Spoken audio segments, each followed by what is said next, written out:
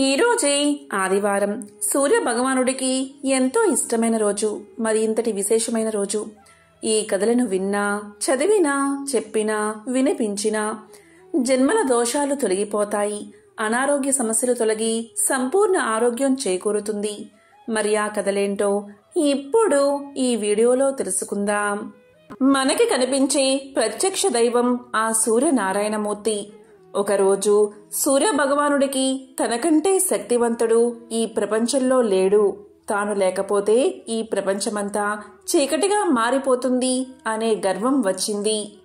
ఆ సమయంలో సూర్యుని కుమారుడైన శనిదేవుడు తన తండ్రైన సూర్య భగవానుడికి నమస్కారం చేసి ఇలా పలుకుతాడు: తండ్రి, ఈ ప్రపంచంలో అందరికంటే శక్తివంతుడు ఒక్క శివుడు మాత్రమే. అతనికంటే శక్తివంతుడు ఈ ప్రపంచంలోనే ఎవరూ లేరని చెబుతాడు.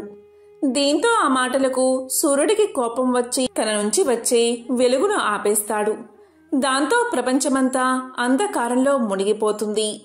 అది చూసిన శనిదేవుడు ఒక రుద్రాక్షను తీసుకువచ్చి సూర్యుడి స్థానంలో ఉంచి శివయ్యను ఆరాధించి రుద్రాక్ష నుంచి కాంతి వచ్చేలా చేస్తాడు. ఆ రుద్రాక్ష సూర్యుడి కంటే కాంతివంతంగా ప్రకాశిస్తూ ఉంటుంది. ఇదంతా ఇంద్రుడు గమనిస్తాడు.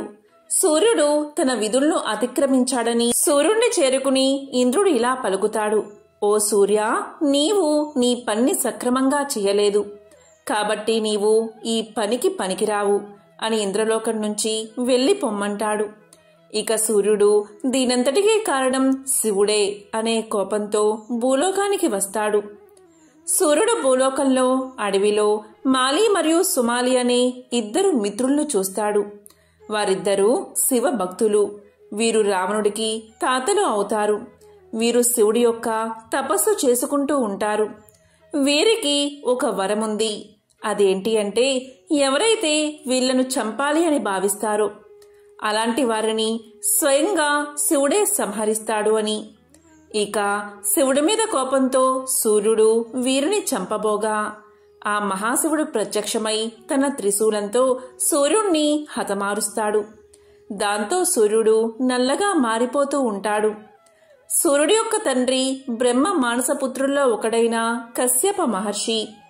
దీంతో కశ్యప మహర్షి శివుడి దరికి చేరి, శివ, నీవు నా కుమారుణ్ణి ఎలా అయితే చంపావో అలాగే నీ కుమారుణ్ణి కూడా నీ చేతులతోనే చంపుతావు అని శాపం ఇస్తాడు.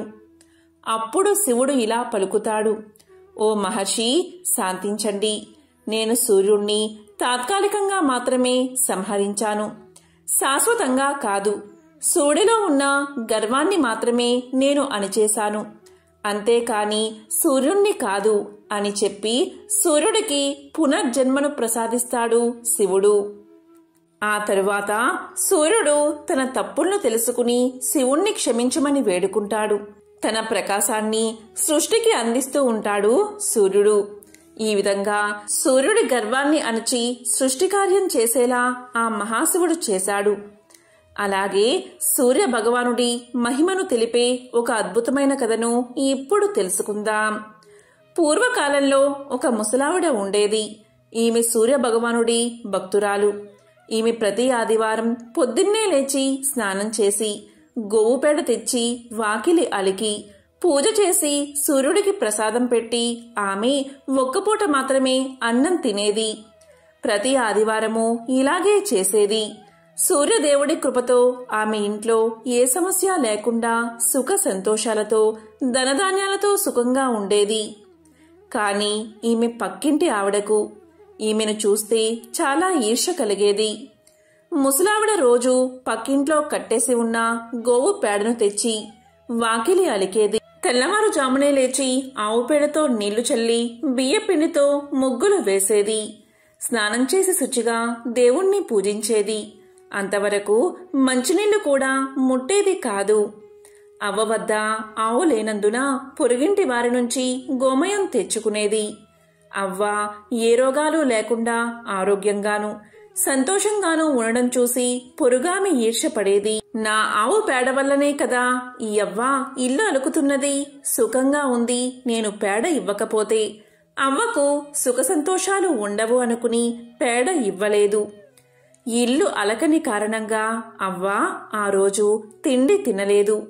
కాకతాళీయంగా ఆ రోజు ఆదివారం నీరసంగా దినమంతా పస్తు ఉండి నిద్రపోలేకపోయింది. రాత్రంతా ఒకటే ఆలోచన, రేపు పేడ దొరక్కపోతే ఉపవాసం ఉండాలి అనుకుంది.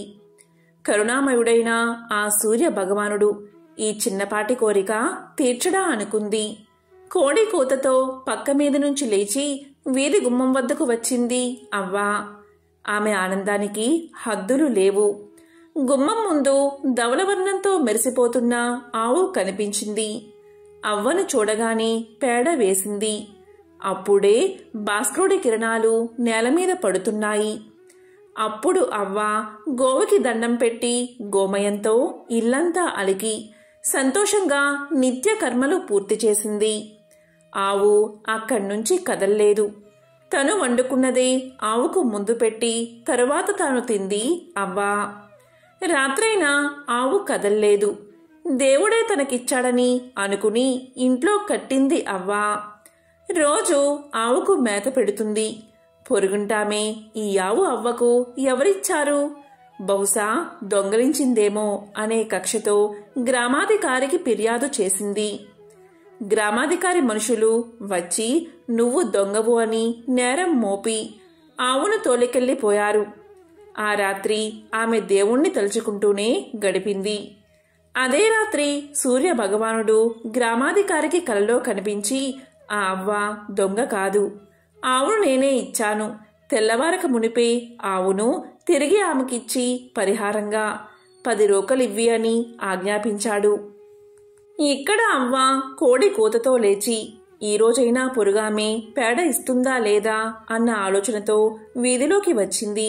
ఆ సమయంలోనే గ్రామాధికారి మనిషి అవ్వను సమీపించి, అవ్వా, ఈ ఆవు నీదే. నష్టపరిహారంగా మా యజమాని గారు 10 రోకలిచ్చారు, తీసుకో అన్నాడు. దీంతో అవ్వ ఎంతో సంతోషించింది. ప్రతినిత్యము సూర్యభగవాను ఆరాధించేది. దీంతో ఆ ఊళ్ళో గ్రామస్తులంతా ఆదివారం వ్రతం చేయడం మొదలుపెట్టారు. ఎంతో పవిత్రమైన విశేషమైన ఈ కథను విన్నా, చదివినా, చెప్పినా, వినిపించినా జన్మల పాపాలు తొలగి 1,000,000 జన్మల పుణ్యం వస్తుంది. మహాభారతం అనగానే చాలామందికి కౌరవులకు పాండవులకు మధ్య జరిగిన ఘర్షణ కురుక్షేత్రంలో వినిపించిన భగవద్గీత గుర్తుకు వస్తాయి. కానీ మహాభారతంలోని ప్రతి పర్యంలోనూ అద్భుతమైన నీతిని అందించే కథలు ఎన్నో ఉన్నాయి. ముఖ్యంగా కురుక్షేత్ర సంగ్రామం ముగిసిన తరువాత శాంతి పర్వం అనే అధ్యాయంలో రాజనీతి, గృహస్థు ధర్మం, వ్యక్తిత్వం వంటి అనేక అంశాల మీద కథలు మనకు కనిపిస్తాయి. అంపశయ్య మీద ఉన్న భీష్ముడు ధర్మరాజుకు చేసిన ఈ ఉపదేశాలు ప్రతి ఒక్కరికి ఉపయుక్తంగా ఉంటాయి. వాటిలో ఒక ముఖ్యమైన కథే ఈ వేటగాడు పావురాళ్ల కథ. పూర్వకాలంలో ఒక బోయవాడు అడవిలోని పక్షుల మీద ఆధారపడి జీవనం సాగించేవాడు. నిత్యము ఆ బోయవాడు అడవికి వెళ్తూ అక్కడ పక్షుల కోసం వల వేసేవాడు. తన వలలో చిక్కిన పక్షులు కొన్నిటితో తన కడుపు నింపుకుని మిగతా వాటిని అమ్ముకుని నిబ్బరంగా రోజులు గడిపేసేవాడు. అలాంటి ఒక రోజున వేటగాడు ఎప్పటిలాగే వల పన్నాడు. ఆ వలలో కావాల్సినన్ని పక్షులు చిక్కుకున్నాయి. ఇక వాటిని తీసుకుని ఇంటికి బయలుదేరదామనేలోగా తీవ్రమైన గాలివాన మొదలైనది. ఒక పక్క వర్షం, దానికి తోడు గజగజ వణికించేస్తున్న చలి. ఆ చలిలో తడిసి ముద్దైపోతూ వేటగాడు ఒక పెద్ద చెట్టు కింద నిలబడి ఉన్నాడు. వేటగాడు నిలబడిన చెట్టు మీద ఒక పావురాల జంట నివసిస్తుంది. ఆ రోజు ఉదయం వేటకని బయలుదేరిన ఆడపావురం ఇంకా గూటికి చేరుకోనేలేదు. ఇంకా తిరిగిరాని తన భార్య గురించి గూటిలోని మగపావురం తపించపోసాగింది. ఇంత చీకట్లో, ఇంతింతగా ముంచుకొస్తున్న వర్షంలో, రక్తం గడ్డగట్టుకుపోయే చలిలో తన భార్య ఏ కష్టం పడుతుందో అని మగపావురం తల్లడిల్లిపోతుంది. తన భార్య లేని జీవితం వృధా కదా అని వేదన పడుతుంది. ఇంతకీ ఈ ఆడపావురం ఎక్కడో లేదు. చెట్టు కింద నిలబడి ఉన్న వేటగాడి వలలో మిగతా పక్షులతో పాటు అది కూడా చిక్కుకుని ఉంది. వేటగాడి వల్లో ఉన్న ఆడపావురం భర్త వేదన్ని విన్నది. వెంటనే ఇలా పలికింది, నేను ఇక్కడే ఉన్నాను. నువ్వు నా కోసం పడుతున్న తపన చూసి నాకు చాలా సంతోషంగా ఉంది. కాని ఏం చేస్తాం, విధిరాతను తప్పించలేం కదా. కాని ఇదిగో ఈ చెట్టు కింద ఉన్న వేటగాడు ప్రస్తుతం మన అతిథి. అతనికి ఏ లోటు రాకుండా చూసుకోవడం మన బాధ్యత అని మగపావురంతో పలికింది. భార్య మాటలు విన్న పావురం కిందకి చూసింది. అక్కడ నిజంగానే ఒక వేటగాడు గజగజ వణికిపోతూ కనిపించాడు. అప్పుడు మగపావురం ఇలా పలికింది. వేటగాడి దగ్గరికి వెళ్లి ఇలా చెప్పింది, అయ్యా, నా భార్య చెప్పిన మాట నిజమే. మీరు ఇవాళ మా అతిథి. మీకేం కావాలో సెలవియ్యండి అని అడిగింది. పావురం మాటలకు వేటగాడు దీనంగా ఇలా పలికాడు, నేను ఈ చలిబాధను తట్టుకోలేకపోతున్నాను. దయచేసి ఈ మాయదారి చెరి నుంచి నా ప్రాణాలు కాపాడే ఉపాయం ఏదైనా చూడు అంటూ వేడుకున్నాడు. వెంటనే పావురం కొన్ని చితుకులు ఏరుకు వచ్చి వేటగాడి దగ్గర మంట వేసింది. ఆ మంటలో చలిని కాచుకున్న వేటగాడికి చలైతే తగ్గింది కాని ఆకలి మొదలైనది. వేటగాడి బాధను గ్రహించిన మగపావురం ఇలా పలికింది, అయ్యా, మీ మనుషుల్లాగా మా దగ్గర ఆహారం నిలవ ఉండదు కదా. పైగా మీకు ఎలాగూ పక్షులను తినే అలవాటు ఉంది. కాబట్టి నన్నే ఆహారంగా స్వీకరించండి అంటూ ఆ చలి మంటలోకి ఒక్కసారిగా దూకింది. పావురం చేసిన పనికి వేటగాడికి మతిపోయినంత పనైనది. ఇన్నాళ్ళు తను చేస్తున్న పని ఎంత పాపమో కదా అనిపించింది. వెంటనే తన వల్లో ఉన్న పక్షులన్నిటినీ వదిలేశాడు. అందులోంచి బయటపడిన ఆడపావురం మాత్రం తన స్వేచ్ఛకు సంతోషించలేదు సరికదా. తన భర్త లేని జీవితం ఎందుకంటూ అది కూడా మంటల్లో పడి మరణించింది. ఆ పావురపు జంట చూపిన ఔదార్యానికి వేటగాడు చలించిపోయాడు. విరాగిగా మారిపోయాడు. ఇది కదా. ఇప్పుడు కాలం మారింది. కలిధర్మం ప్రవేశించింది.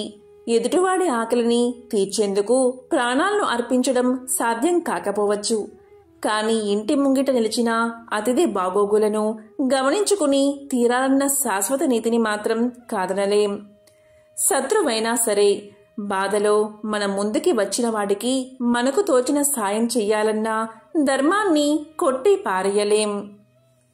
లోకంలోకెల్లా గొప్ప భక్తుడు ఎవరు అన్న ప్రసక్తి వచ్చినప్పుడు నారదుని పేరు గుర్తురాక మానదు.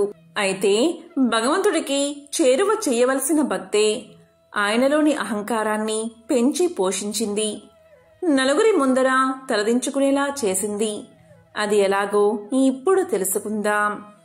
నారదుడు భగవన్నామస్మరణలో మునిగిపోతే ఆయన్ని కామదేవుడు కూడా కదిలించలేడు. కాముడు శివుడంతటి వాడి ధ్యానాన్ని కూడా చెడగొట్టాడు కాని నీ ధ్యానాన్ని మాత్రం భంగపరచలేకపోయాడు అంటూ ఎవరో ఒకసారి నారదుణ్ణి తెగ పొగిడేశాడు. ఆ మాటలకు నారదుడు ఉబ్బి తబ్బిబ్బైపోయాడు. అవును కదా, తాను శివుడి కన్నా గొప్పవాడిని కదా అనుకున్నాడు నారదుడు. ఆనాటి నుంచి నారదుడిలో అహంకారం ఇంతింతగా పెరిగిపోయింది. రోజు రోజుకి నారదుడిలో వస్తున్న మార్పును పసిగట్టాడు నారాయణుడు. తన భక్తుడికి ఎలాగైనా బుద్ధి చెప్పి దారికి తీసుకురావాలని నిర్ణయించుకున్నాడు. అందుకు అనుగుణంగా తన సతీ లక్ష్మీదేవిని భూమి మీద అవతరించమన్నాడు నారాయణుడు. అయోధ్య రాజ్యాన్ని పాలిస్తున్న అంబరీషుడు అనే రాజుకి కుమార్తెగా లక్ష్మీదేవి అవతరించింది. ఆమెకు శ్రీమతి అన్న పేరు పెట్టి అల్లారు ముద్దుగా పెంచసాగారు రాజదంపతులు. ఒకసారి నారదుడు లోక సంచారం చేస్తూ ఆ అంబరీషుని అంతఃపురానికి చేరుకున్నాడు. అక్కడ అందాల రాశిగా ఉన్న లక్ష్మీదేవిని చూసిన నారదుడి మనసు చలించిపోయింది. ఎలా అయినా ఆమెను తన భార్యగా చేసుకోవాలన్న మోహం మొదలైనది. తన మనసులో ఉన్న మాటను అంబరీషుడి వద్ద ప్రస్తావించాడు నారదుడు. నారదుని కోరికను విన్న అంబరీషుడికి ఏం చెయ్యాలో పాలుపోలేదు. తన కుమార్తె మనసుని తెలుసుకోకుండా అవునంటే తప్పు, పోనీ అంతటి ఋషి మాటను కాదంటే ఏం జరుగుతుందో అన్న భయం. అందుకని మధ్య మార్గంగా ఒక ఉపాయాన్ని ఆలోచించాడు అంబరీషుడు. అంబరీషుడు నారదునితో ఇలా పలికాడు. స్వామి, నేను ఒక స్వయంవరాన్ని ఏర్పాటు చేస్తాను. అందులో కనుక నా కుమార్తె మిమ్మల్ని వరిస్తే ఆమెను మీకిచ్చి వివాహం చేయడానికి నాకేమీ అభ్యంతరం లేదు అన్నాడు. అంతవరకు బాగానే ఉంది, కాని స్వయంవరంలో రాజకుమారి తనని వివాహం చేసుకుంటుంది అన్న నమ్మకం ఏమిటి అన్న అనుమానం కలిగింది నారదునికి. అందుకోసం ఏదైనా ఉపాయాన్ని సూచించమంటూ సాక్షాత్తు ఆ శివుడి చెంతకు వెళ్ళాడు నారదుడు. నారదుని అనుమానాన్ని విన్న శివుడు చిరునవ్వుతో ఇలా పలికాడు. నారాయణ్ణి మించిన అందగాడు ఎవరుంటారు? నువ్వు కనుక విష్ణుమూర్తంత అందంగా కనిపిస్తే ఆ అమ్మాయి తప్పకుండా నిన్నే వరించి తీరుతుంది అన్నాడు శివుడు. శివుడి ఉపాయాన్ని విన్న నారదునికి అది సబబుగానే తోచింది. అందుకని నిదానంగా వైకుంఠానికి చేరుకున్నాడు. వైకుంఠానికి వెళ్లి ఇలా పలికాడు. స్వామి, భూలోకంలో శ్రీమతి అనే రాజకుమారికి స్వయంవరం జరుగుతుంది. ఆ స్వయంవరంలో పాల్గొని ఎలాగైనా ఆమెను దక్కించుకోవాలని నేను అనుకుంటున్నాను. మరి ఆ స్వయంవరంలో నెగ్గాలి అంటే నీ అంతా అందం ఉండాలని పరమేశ్వరుడు చెప్పాడు. కాబట్టి ఆ రోజున ఆ రాజకుమారి నన్ను చూసినప్పుడు అచ్చు మీలాగే కనిపించేలా అనుగ్రహించండి స్వామి అని వేడుకున్నాడు నారదుడు. దాంతో స్వామివారు చిరునవ్వు నవ్వి ఊరుకున్నారు. నారదుడు ఆ చిరునవ్వుని అనుగ్రహంగా భావించి బయలుదేరి వెళ్ళిపోయాడు. తీరా స్వయంవరం రోజు రాణి వచ్చింది. వరుణ్ణి వరించేందుకు పూలదండ చేపట్టి వచ్చిన రాజకుమారికి అక్కడ నారదుడు కనిపించలేదు. సరికదా అందరి మధ్య కోతిమొహంతో ఉన్న ఓ సన్యాసి కనిపించాడు. అతన్ని చూడగానే రాజకుమారి నిలువెల్లా భయంతో వణికిపోయింది. ఆ సన్యాసి పక్కనే ఒక మోహనాంగుడు కనిపించడంతోనే అసంకల్పితంగా ఆయన మెడలో దండ వేసేసింది శ్రీమతి. శ్రీమతి ఎప్పుడైతే అలా దండ వేసిందో వారిద్దరూ మాయమైపోయారు. ఇదంతా చూస్తున్న నారదునికి ఏం జరుగుతుందో అర్థం కాలేదు. తన కళ్ళ ముందే అసలైన విష్ణుమూర్తి రావడం, రాజకుమారి ఆయన్ని వరించి మాయమైపోవడం చూసి నారదుడికి మతిపోయింది. ఇంతలో ఎదురుగుండా ఉన్న కొలనులో తన ప్రతిబింబాన్ని చూసుకుని నారదునికి జరిగింది అర్థమైనది. విష్ణుమూర్తి తన మొహాన్ని కోతిమొహంగా మార్చేశాడని, అటుపై రాజకుమారుని కాస్త తానే ఎగరేసుకుపోయాడని అర్థమైంది నారదుడికి. వెంటనే పట్టరాని ఆవేశంతో తాను ప్రేమించిన స్త్రీని తన నుంచి దూరం చేశాడు కాబట్టి విష్ణుమూర్తి కూడా సతీ వియోగంతో బాధపడతాడని, చివరికి ఓ కోతి కారణంగానే వారిద్దరూ కలుసుకుంటారని శపించాడు నారదుడు. జరిగిన దానికి నారాయణుడి పట్ల నారదునిలో ఆవేశం కలిగిన మాట వాస్తవమే, కాని సమయం గడిచే కొద్దీ ఆ సంఘటన వెనుక ఉన్న ఆంతర్యం బోధపడింది నారదుడికి. కామానికి సైతం లొంగను అనుకుని గర్వించిన తనకి బుద్ధి చెప్పేందుకే నారాయణుడు ఈ నాటకం ఆడాడని తెలిసి వచ్చింది. మరోవైపు రామాయణంలో రాముడు సీత నుంచి దూరం కావడం, వారిద్దరినీ కలిపేందుకు హనుమంతుడు తోడ్పడ్డం మనకు తెలిసిందే. అలా రామాయణంలోని కీలక ఘట్టానికి నారదుని శాపం ఒక భూమికగా నిలిచింది. ఒక ఊరిలో ఒక పండితుడు ఉండేవాడు. అతను చాలా గ్రంథాలు చదివాడు. మిగతా వాళ్ళను చూసి జాలిపడేవాడు. తనకంటే ఇన్ని విషయాలు తెలుసు కనుక ధర్మాచరణ వగేరా విషయాలన్నీ తెలుసుకుని, పాపం ఏ శాస్త్రాలు చదవని వాళ్ళకి ఏం తెలుస్తుంది అని అనుకునేవాడు. అదే ఊర్లో రంగడు అనే పేద రైతు, అతని పిల్లలు మరియు తల్లిదండ్రులతో కలిసి జీవించేవాడు. అతను తన కుటుంబాన్నంతా పోషించేవాడు. అతనికి ఉన్న కొద్దిపాటి పొలంలో వ్యవసాయం చేసుకుంటూ తీరిక సమయాల్లో ఇతరుల పొలంలో పనిచేసి డబ్బు సంపాదిస్తూ ఉండేవాడు.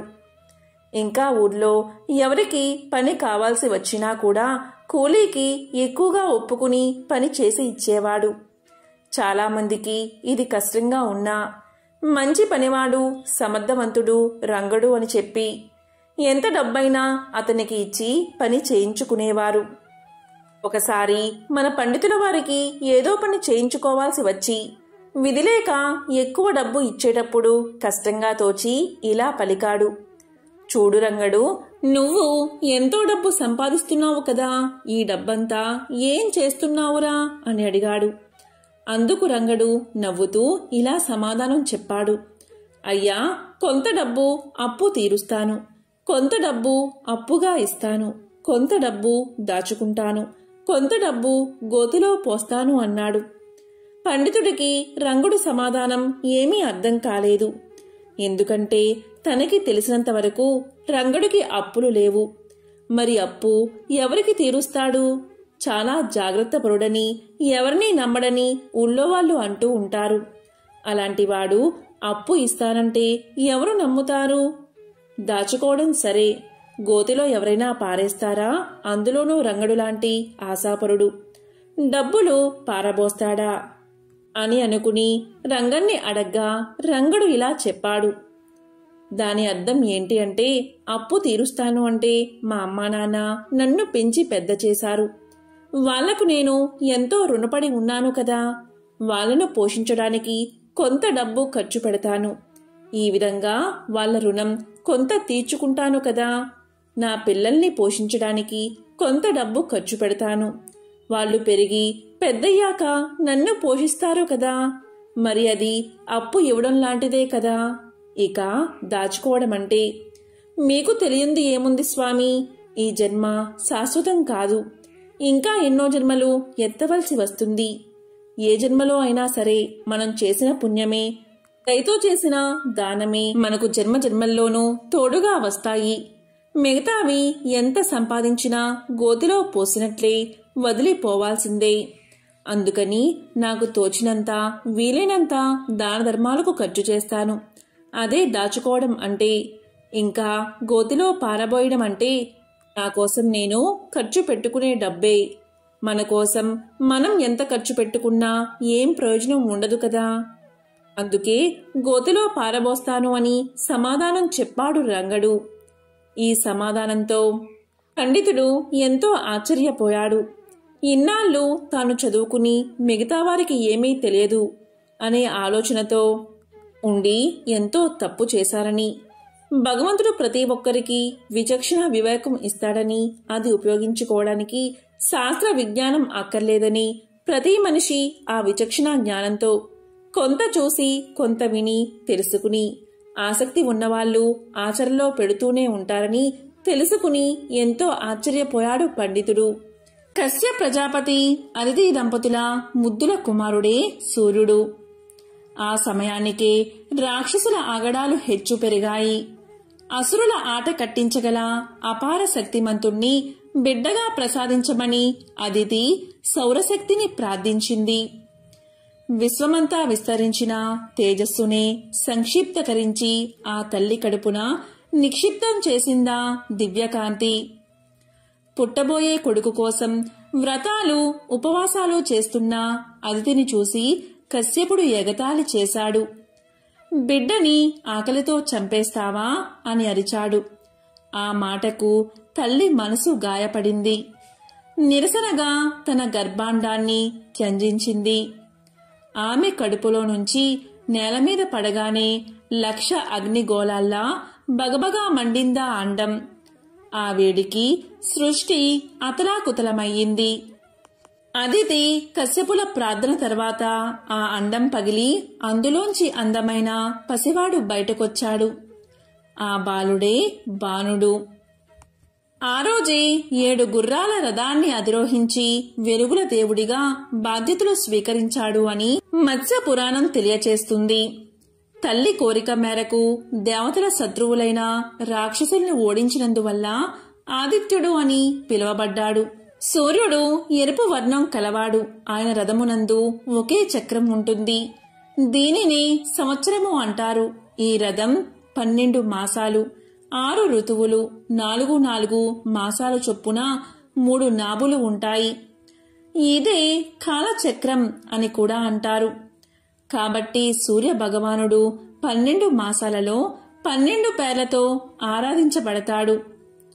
విశ్వకర్మ తన నైపుణ్యాన్నంతా గుదిగుచ్చి అగ్నిగోళం లాంటి సూర్యబింబాన్ని అరగదీసి కరగదీసి తాప తీవ్రతను తగ్గించాడు. ఆ అరుగుదల్లో పుట్టిన రేణువుల నుంచి విష్ణువుకు చక్రాన్ని, శివుడికి శూలాన్ని తయారు చేసిచ్చాడని పురాణ కథనం. ఖగోళ శాస్త్రం ప్రకారం సూర్యుడి వయస్సు 460 కోట్ల సంవత్సరాలు. దాదాపుగా సృష్టి వయసు కూడా అదే. సూర్య భగవానుడి రూపాలను 12గా, వారిని 12 ఆదిత్యులుగా ఆయా మాసాలలో ఆ రూపాల్లో పూజిస్తూ ఉంటారు. వాటిలో భాగంగానే కశ్యప ప్రజాపతి కుమారుడు సూర్యుడని, వారిలో ఇక్ష్వాకుడు రాజైన కారణంగా ఇక్ష్వాకు వంశంలో రాజులందరినీ సూర్యవంశరాజులు అంటారని చెబుతూ ఉంటారు. సూర్యుడు వేసే ప్రతి అడుగు వేగానికి, కాలగమనానికి కొలబద్ద. మనం లెక్కించే సెకన్లు, నిమిషాలు, గంటలు, రోజులు, వారాలు, నెలలు, సంవత్సరాలకు ఆధారం సూర్యుడే. కాలమే వేద స్వరూపం అంటుంది వేదం. కాలం కంటికి కనబడదు, దైవమో అంతే. కానీ కాలానికి ప్రామాణికమైన సూర్యుడు మనకు కనిపిస్తాడు. అందుకే ఆయన్ని ప్రత్యక్ష దైవంలా కొలచి ఆది నారాయణుడిగా ఆరాధిస్తాం. భౌతిక వైజ్ఞానిక దృష్టితో పరిశీలిస్తే సృష్టి స్థితి లయకారకుడు సూర్యుడు మాత్రమే. ఆయన వల్లే సమస్త ప్రకృతి చైతన్యమవుతుంది. సూర్యుడికి ఎంతో ప్రీతికరమైనది ఆదివార వ్రతం. సూర్యుడు అనంతమైన కిరణాలు కలవాడు, జగత్తుకు వెలుగు ప్రసాదించేవాడు, జ్యోతి స్వరూపుడు, దినరాత్రాలు ఏర్పరిచినవాడు, ఆయురారోగ్యాలు ప్రసాదించేవాడు, శుభాలను కలిగించేవాడు, ముల్లోకాలకు చూడామణి, దినాలకు మణి వంటివాడు. అతని పేరు మీద ఏర్పడిన రోజే ఆదివారం. ప్రతి ఆదివారం ఏమీ చేయకపోయినా సరే ఆదిత్య హృదయాన్ని పఠించండి. ఆదిత్య హృదయం పరమ పవిత్రం. ఒక స్తోత్రరాజం వంటి మహామంత్రం. పాపాలను శాపాలను పోగొట్టి కష్టాలను తీర్చి ఆయుష్ను పెంచి అక్షర సాధనమే ఆదిత్య హృదయం. ఈ అమోఘమైన స్తోత్రరాజాన్ని శ్రీరామచంద్రుడికి అగస్త్య మహర్షి మంత్రాల వంటి మాటల్లో వివరించాడు. ఆరోగ్య భాగ్యమును సకల సంపదలను ప్రసాదించేవాడిగా ప్రత్యక్ష దైవంగా సూర్య భగవానుడి పేరు ప్రఖ్యాతి కాంచాడు. ఆదిత్య హృదయం మహాపవిత్రమైనది. దీనిని భక్తి శ్రద్ధలతో ఎల్లవెల్లలా పారాయణం చేస్తే ఇహలోకాన అన్ని రకాల సంపదలు, పరమున పుణ్యలోకాన్ని పొందుతారు. నిత్యం పారాయణం చేయలేకపోతే ఆదివారం పఠించినా చాలు. ఇలా చేస్తే న్యాయ వివాదాల్లో చిక్కుకుని కోర్టుల చుట్టూ తిరుగుతూ సతమతమయ్యేవారు దీన్ని పారాయణ చేస్తే దాని నుండి విముక్తి పొందుతారు. దరిద్రంతో బాధపడుతున్న వారు అనునిత్యం పారాయణం చేస్తే సకల అష్టైశ్వర్య సంపదలను పొందుతారు. అనారోగ్య రుగ్మలతో బాధపడుతున్నవారు ఆదిత్య హృదయాన్ని పఠిస్తే రోగాలు మాయమవుతాయి. నిరుద్యోగులు పారాయణ చేస్తే మంచి ఉద్యోగం లభిస్తుంది. విద్యార్థులు పారాయణం చేస్తే పరీక్షల్లో మంచి మార్కులతో ఉత్తీర్ణులవుతారు. ఆదిత్య హృదయం రామ రావణ సంగ్రామంలో వెలువడింది. రామరావణ యుద్ధం జరుగుతుంది. గొప్ప తపశక్తితో పరమశివుడి అనుగ్రహం పొందిన రావణుడు ధైర్యంగా శ్రీరాముణ్ణి ఎదుర్కొంటున్నాడు. రావణుణ్ణి ఎలా సంహరించడమా అని శ్రీరాముడు తీవ్రంగా ఆలోచిస్తున్నాడు. అమోఘమైన తపశ్శక్తి కలిగిన రావణాసురుణ్ణి వధించడానికి శ్రీరామునికి సఖ్యం కాలేదు. రావణుడు చావు లేకుండానట్లు అనేక వరాలు పొందడం వల్ల శ్రీరామునికి రావణాసుర వధ వీలు కాలేదు. శ్రీరాముడు ఎన్ని అస్త్రశస్త్రాలు ప్రయోగించినా రావణుడు చావలేదు. దీనితో శ్రీరాముడు ఎంతో బాధపడ్డాడు. ఈ యుద్ధాన్ని అంతరిక్షం నుంచి దేవతలు, గంధర్వులు, మహర్షులు మొదలైన వారంతా తిలకిస్తున్నారు. వారిలో అగస్త్య మహర్షి కూడా ఉన్నాడు. రావణుడి యుద్ధ తీవ్రత చూసి దిగులుతో ఉన్న శ్రీరాముడి సమీపానికి అగస్త్యుడు వచ్చి అతడి దైవత్వాన్ని గుర్తుచేసి ఆదిత్య హృదయ మంత్రాన్ని బోధించాడు. రామ రావణ యుద్ధాన్ని చూడడానికై దేవతలతో కలిసి అగస్త్య మహాముని శ్రీరాముణ్ణి చేరుకుని ఇలా పలికాడు. ఓ రామా, నీకు మహాపవిత్రమైన రహస్యాన్ని చెప్తాను. శ్రద్ధగా విను. దీనివల్ల నీవు యుద్ధంలో రావణుణ్ణి సులభంగా జయిస్తావు. మహాపుణ్యప్రదం, జయప్రదం, మంగళకరం, శుభకరం, సమస్త పాపాలను నశింపచేసేది, దీర్ఘ ఆయుష్ను కలగజేసేది అయిన ఆదిత్య హృదయాన్ని నీకు ఉపదేశిస్తాను. దీనిని నీవు భక్తి శ్రద్ధలతో పఠిస్తే యుద్ధంలో సులభంగా విజయాన్ని సాధిస్తావు అని చెప్పి మంత్రాన్ని ఉపదేశించాడు. బ్రహ్మ మొదలైన సమస్త దేవతలు అనగా బ్రహ్మ, విష్ణువు, శివుడు, కుమారస్వామి, 9 ప్రజాపతులు, దేవేంద్రుడు, కుబేరుడు, మృత్యువు, యముడు, చంద్రుడు, సముద్రుడు అను వీరందరూ ఇతనే. పితృదేవతలు, అష్టవసువులు, సాధ్యులు, అశ్విని దేవతలు, మరుత్తులు, మనువు, వాయువు, అగ్ని మొదలగు వారిలో సూర్యుడే అంతర్యామి అయి ఉన్నాడు. బంగారు రూపం గల అందం, గర్భమందు కలవాడు, బంగారంతో సమానమైన అంతఃకరణ కలవాడును, చల్లని వాడవును, శత్రు సంతానములను పోగొట్టు వాడును, లోకమునకు వెలుతురు కలగజేయవాడువును, అదితి యొక్క కుమారుడవును, మంచును పోగొట్టు వాడవును అయినా నీకు భక్తితో నమస్కరించి స్తోత్రాన్ని చేస్తున్నాను.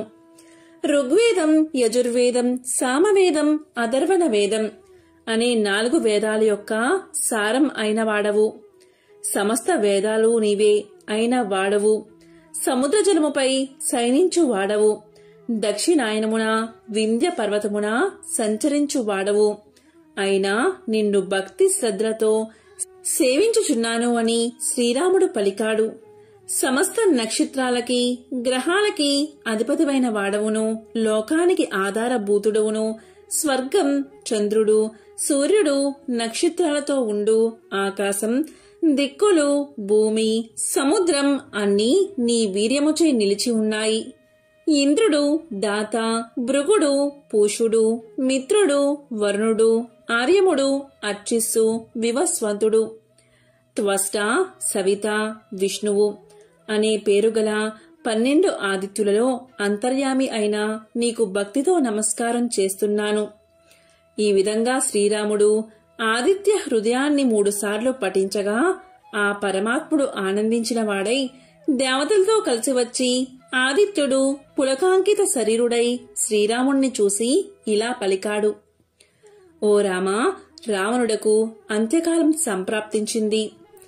ఆలస్యం చేయకుండా త్వరపడు అని ఆశీర్వదించాడు. త్వర అనే మాట ఆదిత్యుని నోట వెలువడిన వెంటనే రావణ సంహారం జరిగి లోక కళ్యాణం జరిగింది. బయటి శత్రువునే కాక అంతఃశత్రువులను కూడా అవలీలగా జయించేందుకు ఆదిత్య హృదయం అమోఘమైన అక్షర సాధనమని ఉపదేశించాడు. తాను వెలుగుతూ ప్రపంచానికి వెలుగును ప్రసాదించే భాస్కరుణ్ణి నమ్ముకుంటే ఏమీ లోటు ఉండదు అన్నాడు. సూర్యుడికి గల విశేషనామాలు ఆదిత్య హృదయంలో ప్రస్తావించబడ్డాయి. గంగానది విష్ణు పాదాల నుంచి పుట్టింది. యమున సూర్యుడికి, సంధ్యాదేవికి జన్మించింది. అటువంటి నదుల సంగమ స్థానం చాలా పవిత్రమైనది.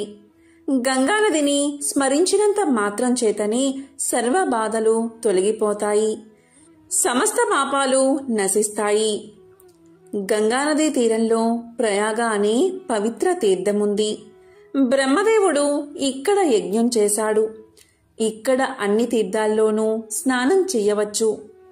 ఆ పుణ్య గంగానదిలోని నీటి బిందువులని స్పృశించినంత మాత్రం చేతనే సమస్త పాపాలు తొలగి మహాపుణ్యం కలుగుతుంది. ఈ విధంగా నారద మహర్షి గంగ గురించి తెలియచేస్తూ గంగా నది స్నానం వల్ల సకల పాపాలు తొలగిపోతాయని చెప్తూ ఇంకా ఇలా తెలియచేశాడు. సూర్యవంశంలో పురూరవుడు అనే రాజు ఉండేవాడు. అతని కుమారుడు బాహు. తండ్రి మరణం తర్వాత బాహు రాజయ్యాడు. అతను ధర్మాత్ముడు. ప్రజల్ని చక్కగా పరిపాలించేవాడు. ప్రజల్ని కన్న బిడ్డల్లా చూసుకునేవాడు. బ్రాహ్మణ, క్షత్రియ, వైశ్య, శూద్ర అనే 4 వర్ణాలు ఉంటాయి.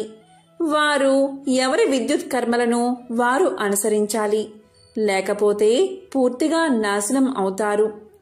బాహు పరిపాలనలో వర్ణాశ్రమ ధర్మాలు సక్రమంగా కొనసాగేవి.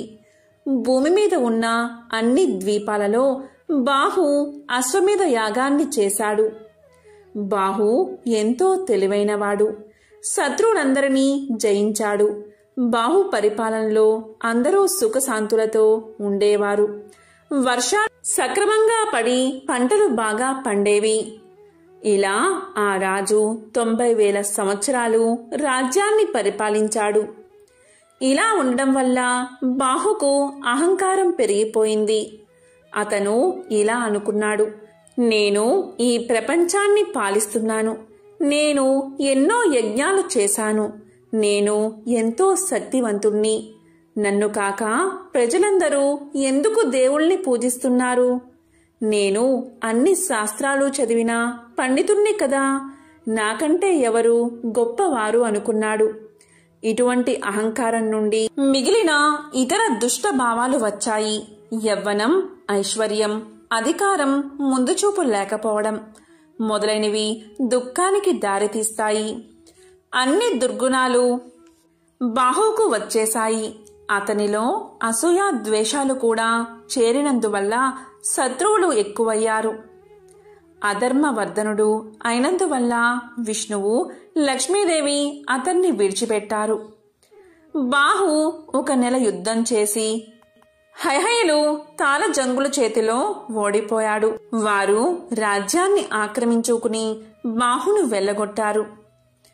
బాహు యొక్క భార్య యాదవి. అప్పటికి నిండు చూలాలు. బాహు యొక్క శత్రువులు అతన్ని వెళ్ళగొట్టడంతో సంతృప్తి పడలేదు. బాహు కుమారుడు జన్మించాక తమ మీద పగ తీర్చుకుంటాడేమో అని భయపడ్డారు. అందువల్ల యాదవికి విషాన్ని ఇచ్చారు. అప్పటికి తాను చేసిన పాపాలకు బాహుకి పశ్చాత్తాపం కలిగింది. అతను భార్యతో కలిసి ఔరముని ఆశ్రమానికి బయలుదేరాడు. ఆ ఆశ్రమం చాలా దూరం ఉండడం వల్ల అతనికి ఆకలి, దప్పిక కలిగాయి. అక్కడ అంటే వెళ్లే దారిలో ఒక చెరువు కనిపించింది. దానిలో వారు నీరు తాగి చెట్టు కింద విశ్రాంతి తీసుకున్నారు. ఆ చెట్టు మీద చాలా పక్షులు ఉన్నాయి. దాక్కోండి అందరూ, బాహు ఇక్కడికి వచ్చాడు, అతన్ని చూడకండి అని పక్షులు అనుకుంటూ ఉన్నాయి. బాహు ఆ మాటలు విన్నాడు. ప్రజలు కూడా తన గురించి విమర్శిస్తున్నారు అని అనుకున్నాడు. రాజ్యం పోయినందుకు అతని సామంతులు కూడా బాధపడలేదు. వీటిని తలుచుకుని బాహుకి జీవించాలి అనే కోరిక నశించింది. అతను వృద్ధుడు అయ్యాడు. ఆరోగ్యం కూడా క్షీణించిపోయింది. అతను మరణించాడు. అతని భార్య సహగమనం చెయ్యాలి అనుకుంది. కాని ఔరవుడు ఆమెను వారించాడు. ఔరవ మహర్షి ఇలా పలికాడు, అమ్మా, నీవు నిండు గర్భిణివి. సహగమనం చేస్తే నీవు హత్య చేసినట్లు. నీవు అలాంటి పని మాత్రం చెయ్యవద్దు. నేను దీనిని ఏమాత్రం సహించను. నీవు ఒక శక్తివంతుడైన రాజుకి జన్మను ఇవ్వబోతున్నావు అన్నాడు. దానికి ఆమె అంగీకరించి భర్తకు అంత్యక్రియలు చేసి ఔరవముని ఆశ్రమానికి వెళ్ళింది. ఔరవుని ఆశ్రమంలో యాదవి ఒక కుమారుణ్ణి కన్నది. శత్రువులు ఆమెకు ఇచ్చిన విషం ప్రసవ సమయంలో బయటకు వచ్చేసింది. తల్లిని బిడ్డను ఆ విషం ఏమీ చెయ్యలేదు. గర అంటే విషమని అర్థం, సా అంటే కూడా అని అర్థం. కాబట్టి ఆమె కుమారుడికి సగరుడు అనే పేరు పెట్టింది. ఔరవుడు సగరుడికి అన్ని శాస్త్రాలు నేర్పించాడు. క్షత్రియ ధర్మాలను తెలియచేశాడు. అతను పెద్దవాడిన తర్వాత యుద్ధకళ నేర్పించాడు. సగరుడు న్యాయవంతుడు, ధైర్యవంతుడు అయ్యాడు. తరువాత సగరుడు తల్లిని ఇలా అడిగాడు, నా తండ్రి ఎక్కడున్నారు? అసలు నా తండ్రి ఎవరు? తండ్రి లేని జన్మ ఎందుకు? దయచేసి నా తండ్రి ఎవరో చెప్పు అని తల్లిని అడిగాడు. అంతవరకు యాదవి సగరుడికి తండ్రి గురించి చెప్పలేదు. ఇప్పుడు చెప్పలేక తప్పలేదు. నీ తండ్రిని శత్రువులు తరిమేశారు నాయనా అని చెప్పింది. ఆ విషయం విని సగరుడు శత్రువుల మీద పగ తీర్చుకోవాలి అనుకున్నాడు. తల్లి ఆశీర్వాదాన్ని, ఔరవుని దీవెల్లో తీసుకుని సగరుడు బయలుదేరాడు. వశిష్ఠుడు బాహు యొక్క గురువు కాబట్టి సగరునికి కూడా గురువే. సగరుడు వశిష్ఠుని వద్దకు పోయి అతని ఆశీర్వాదాన్ని తీసుకున్నాడు. వశిష్ఠుడు సగరునికి ఇంద్రాస్త్రాన్ని, వరుణాస్త్రాన్ని, బ్రహ్మాస్త్రాన్ని, ఆగ్నేయాస్త్రాన్ని మొదలైన దివ్య అస్త్రాలు ఇచ్చాడు. శక్తివంతమైన ధనస్సు కూడా ఇచ్చాడు. వీటి వల్ల సగరుడు అజేయుడు అయ్యాడు. సగరుడు శత్రువులపై యుద్ధం చేశాడు. కొంతమంది శత్రువులు చనిపోయారు. బతికున్నవారు వశిష్ఠుని వద్దకు రక్షణ కోసం వెళ్లారు. అప్పుడు సగరుడు వశిష్ఠుడితో ఇలా చెప్పాడు, ఋషివర్య, ఈ పాపాత్ములను చంపడం అవసరం. వారికి మీరు రక్షణ ఇవ్వకండి, శత్రువుని బతకనివ్వకూడదు అన్నాడు. దానికి వశిష్ఠుడు ఇలా పలికాడు, వద్దు, వారిని బతకనివ్వు. తెలివి తక్కువగా చంపడం మంచిది కాదు. తరువాత వారి పాపాలకు వారే శిక్షను అనుభవిస్తారు. రక్షణ కోసం వచ్చిన వారిని చంపి నువ్వు పాపాన్ని ఎందుకు మూట కట్టుకుంటావు అన్నాడు వశిష్ఠుడు. అప్పుడు సగరుడు వారిని చంపకుండా విడిచిపెట్టాడు. కాని వారిని మరో విధంగా శిక్షించాడు. అతని శత్రువుల్లో కొంతమందికి శిరోజాలు కత్తిరించాడు. కొంతమంది యవ్వనులకు శిరోజాలను పొడవుగా పెంచాలి అని శాసించాడు. కొంతమంది శత్రువులకు శిరోముండనం చేయించడమే కాకుండా వారి గడ్డాలను తీయించాడు. వారిని వేదాలు చదవకూడదు అని నిషేధించాడు. ఇలా జరిగిన తర్వాత వశిష్ఠుడు సగరునికి పట్టాభిషేకం చేశాడు. సగరుడికి 2 భార్యలు. ఒకరు కేశని, ఆమె విదర్భరాజు కుమార్తె. 2వ భార్య సుమతి. సగరుడు రాజైన విషయం విని ఔరవుడు అతన్ని ఆశీర్వదించడానికి వచ్చాడు. అప్పుడు ఔరవుడు సగరుడితో ఇలా పలికాడు, నేను నీకు 2 వరాలు ఇవ్వాలి అనుకుంటున్నాను. నీ భార్యలో ఒకరికి ఒకే ఒక కుమారుడు జన్మిస్తాడు. మరొకరికి 60,000 మంది కుమారులు కలుగుతారు. ఏ భార్యకు ఏది కావాలో కోరుకో అన్నాడు. దానికి రాజు కేశనికి ఒక కుమారుడు, అలాగే సుమతికి 60,000 మంది కుమారులు కావాలి అని ప్రార్థించాడు. ఆ విధంగానే కేశనికి ఒక కుమారుడు పుట్టాడు. అతను చాలా దుర్మార్గుడు అయ్యాడు. అతనికి అసమంజసుడు అనే పేరు పెట్టారు. సుమతికి 60,000 మంది పుత్రులు కలిగారు. వారందరూ కూడా అసమంజసుడిలాగే దుర్మార్గులు అయ్యారు. మొదట్లో సగరుడు కుమారుల గురించి పట్టించుకోలేదు. అసమంజసుడికి ఒక కొడుకు పుట్టాడు. అతని పేరు అంశుమంతుడు. అంశుమంతుడు తండ్రిలా దుర్మార్గుడు కాదు, ధర్మ బుద్ధి కలవాడు. సగరపుత్రులు 60,000 మంది చాలా దుర్మార్గంగా ప్రవర్తించసాగారు. యాగాలను ధ్వంసం చేసేవారు, సాధువుల్ని హింసించేవారు, దేవతలకు ఇచ్చే నైవేద్యాలను తీసుకునేవారు, అప్సరసలను ఎత్తుకుని పోయేవారు, పారిజాత పుష్పాలను దొంగలించేవారు. ఇదంతా చూసిన ఇంద్రాది దేవతలు వారిని ఎలాగైనా నాశనం చెయ్యాలి అనుకున్నారు. వారందరూ కలిసి కపిలుడు అనే ముని ఆశ్రమానికి చేరుకున్నారు. కపిలుడు విష్ణు భక్తుడు. విష్ణువంతా శక్తివంతమైన వాడు. పాతాళ లోకంలో అతని ఆశ్రమం ఉంది. వారందరూ కపిలముని వద్దకు వచ్చారు. వారు ఇలా పలికారు, ఓ మహర్షి, సగరపుత్రుల నుండి లోకాన్ని కాపాడండి అని వేడుకున్నారు. దానికి ఆ మహర్షి ఇలా సమాధానం చెప్పాడు, భయపడకండి దేవతలారా, ఇతరులను బాధించేవాళ్ళు ఎంతటి పాపాత్ములైనా శిక్షను అనుభవిస్తారు. మీరు నిశ్చింతగా స్వర్గానికి వెళ్ళండి అన్నాడు. ఇంతలో సగరుడు అశ్వమేధ యాగాన్ని ప్రారంభించాడు. వశిష్ఠుడు మొదలైన ఋషులు పురోహితులుగా నిర్వహించారు. అశ్వాన్ని వదిలిపెట్టారు.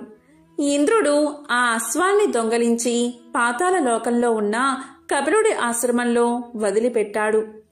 సగరపుత్రులు అశ్వం కోసం అన్ని చోట్ల వెతికారు. కాని ఎక్కడా ఆ అశ్వం కనబడలేదు. చివరకు అది పాతాళ లోకంలో ఉన్నట్లుగా తెలిసి అక్కడికి చేరుకున్నారు. అక్కడ కపిలముని ఆశ్రమం వద్ద అశ్వాన్ని చూశారు. కపిలుడు తపస్సు చేసుకుంటూ ఉన్నాడు. వారు రావడం కపిలుడు గమనించలేదు. కపిలుడే అశ్వాన్ని దొంగలించాడు అని అందరూ అనుకున్నారు. కపిలుణ్ణి మందలించాలి అనుకున్నారు. ఆ దొంగని బంధించండి, అతన్ని చంపండి, చూడండి ఎలా ధ్యానం చేసుకుంటూ కూర్చున్నాడో. దుర్మార్గుల అందరూ ఇలాగే నటిస్తారు అని పలికారు సగర కుమారులు. కపిలుణ్ణి బంధించారు. కాని కపిలుడు ధ్యాన ముద్రలోనే ఉన్నాడు. తరువాత వారు కపిలుణ్ణి తన్ని ఈడ్చుకుపోసాగారు. అప్పుడు కపిలుడు ధ్యానాన్ని వీడి వారి వైపు తీక్షణంగా చూశాడు. అంతే, అందరూ అక్కడికక్కడే క్షణకాలంలోనే భస్మం అయిపోయారు. ఆ కపిలుడి కోపానికి చుట్టుపక్కల ఉండే పాములన్నీ ఆ వేడికి తట్టుకోలేక సముద్రంలోకి పారిపోయాయి. ఈ విషయాన్ని నారద మహర్షి సగరుడికి జారవేశాడు. కాని సగరుడు కొంచెం కూడా బాధపడలేదు. దుర్మార్గులైన తన కొడుకులు చనిపోయారని సంతోషించాడు. కాని అశ్వమేధ యాగం పూర్తి కావాలి అంటే గుర్రాన్ని తీసుకురావాలి. పైగా పుత్రులేనివారు యజ్ఞాన్ని చేయకూడదు. సగరుడు అంశుమంతుణ్ణి దత్తత తీసుకున్నాడు.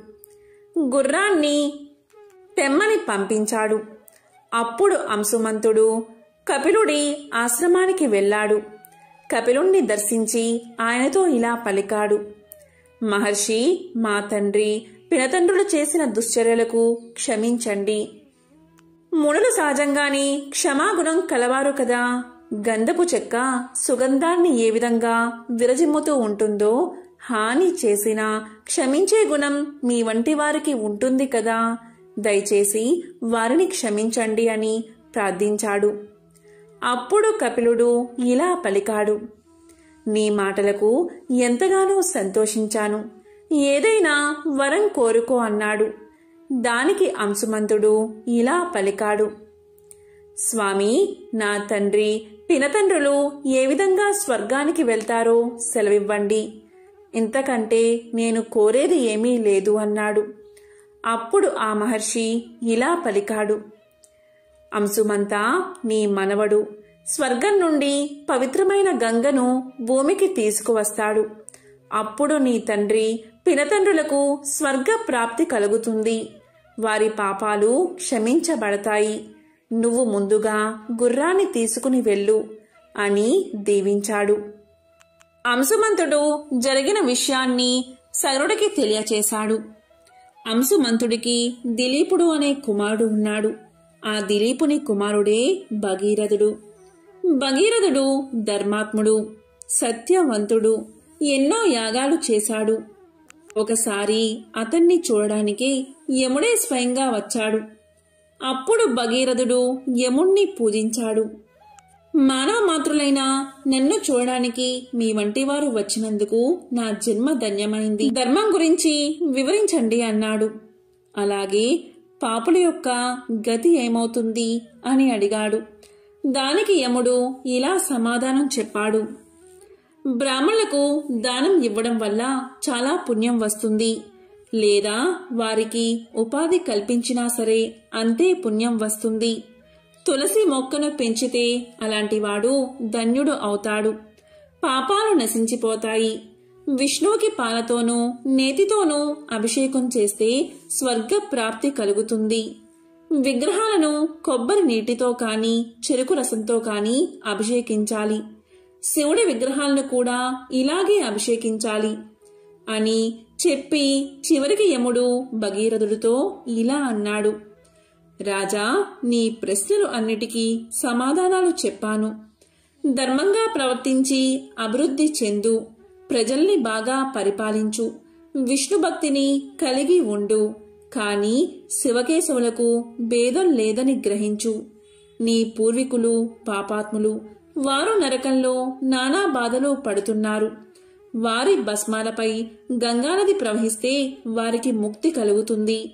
నీకు ఇవే నా ఆశీస్సులు అని ఆశీర్వదించి అంతర్ధానమయ్యాడు యముడు. అంతా విన్న భగీరథుడు గంగను భూమి మీదకు తీసుకురావడానికి గోదావరి తీరానికి వెళ్లి తపస్సు చేయడం మొదలుపెట్టాడు. అక్కడ భృగు మహర్షి ఆశ్రమం ఉంది. అతని ఆశ్రమం చుట్టూ అనేక రకాల వృక్షాలు, పువ్వులు ఉన్నాయి. ఆ అడవిలో వన్య మృగాలు ఉన్నాయి. అనేక రకాల పక్షులు, నెమళ్ళు ఉన్నాయి. అప్పుడు భగీరథుడు ఇలా అన్నాడు. మహాత్మా, మీరు ధర్మశాస్త్రాలు తెలిసినవారు. విష్ణుమూర్తిని ప్రసన్నం ఎలా చేసుకోవాలో తెలియచేయండి అన్నాడు. దానికి భృగువు ఇలా పలికాడు. రాజా, నీవు సత్యవంతుడివి. అందుకే నీవు నీ పూర్వీకులకు విముక్తి కలిగించాలి అనుకుంటున్నావు. సజ్జన సాంగత్యం చెయ్యి, అసత్యం పలకకు, హింసను విడనాడు, విష్ణువును ప్రార్థించు, నీకు పుణ్యం లభిస్తుంది అని చెప్పాడు. అప్పుడు భగీరథుడు ఇలా అడిగాడు. అసలు మహర్షి, సత్యం అంటే ఏమిటి? అహింస అంటే ఏమిటి? విష్ణువుని ఎలా ప్రార్థించాలి? నన్ను మీ కొడుకుగా భావించి నా ప్రశ్నకు సమాధానం చెప్పండి అన్నాడు. దానికి ఆ భృగు మహర్షి ఇలా సమాధానం చెప్పాడు. మతానికి విరుద్ధం కాని వాటిని చెప్పడమే సత్యం. ఇతర జీవులకు హాని కలిగించకుండా ఉండేది అహింస. ఇతరులను శత్రువులుగా భావించేవారు, మతానికి విరుద్ధంగా ప్రవర్తించేవారు మందబుద్ధులు, పాపాత్ములు. అలా చేయనివారు సజ్జనులు. వారు వేదాలను అనుసరిస్తారు. ధర్మబద్ధమైన పనులను సజ్జనులు చేస్తారు. ఇతరులకు మేలు చేస్తారు. వారికి పుణ్యం లభిస్తుంది. విష్ణువును పూజించడానికి ప్రత్యేకమైన విధానాలు ఏమీ లేవు. ఎందుకు అంటే విశ్వమంతా విష్ణువు వ్యాపించి ఉన్నాడు. సర్వజీవులు విష్ణు యొక్క అంశలే అనే భావాన్ని కలిగి ఉండాలి అని చెప్పాడు భృగు మహర్షి. ఈ మాటలన్నీ విన్న తర్వాత భగీరథుడు భృగు వద్ద సెలవు తీసుకుని తపస్సుకై అడవులకు వెళ్ళాడు.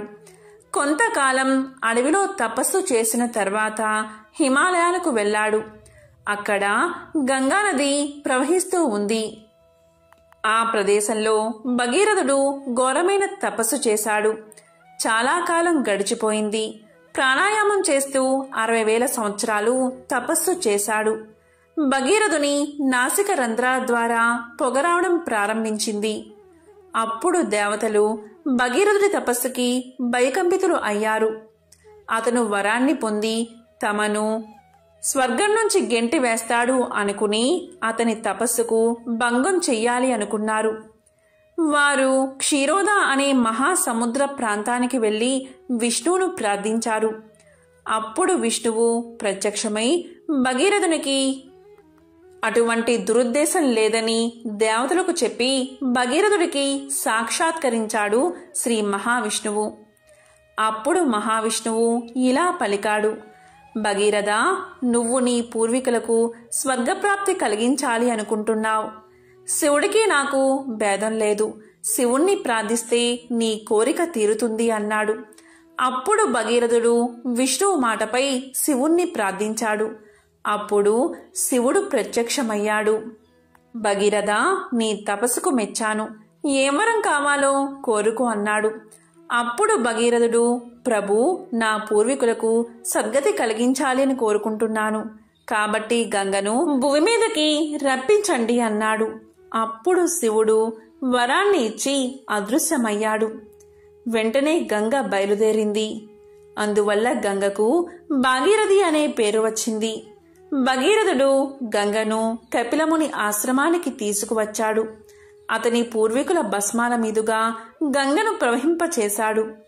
దీంతో భగీరథుని పూర్వీకులకు స్వర్గ ప్రాప్తి కలిగింది. ఇదే గంగానది మహత్యాన్ని తెలిపే ఒక విశేషమైన కథ. ఎంతో పవిత్రమైన ఈ కథను విన్నా, చదివినా, చెప్పినా, వినిపించినా సకల శుభాలు కలుగుతాయి. ఓం నమః శివాయ. ఓం నమో నారాయణాయ. ఓం సూర్యాయ నమః.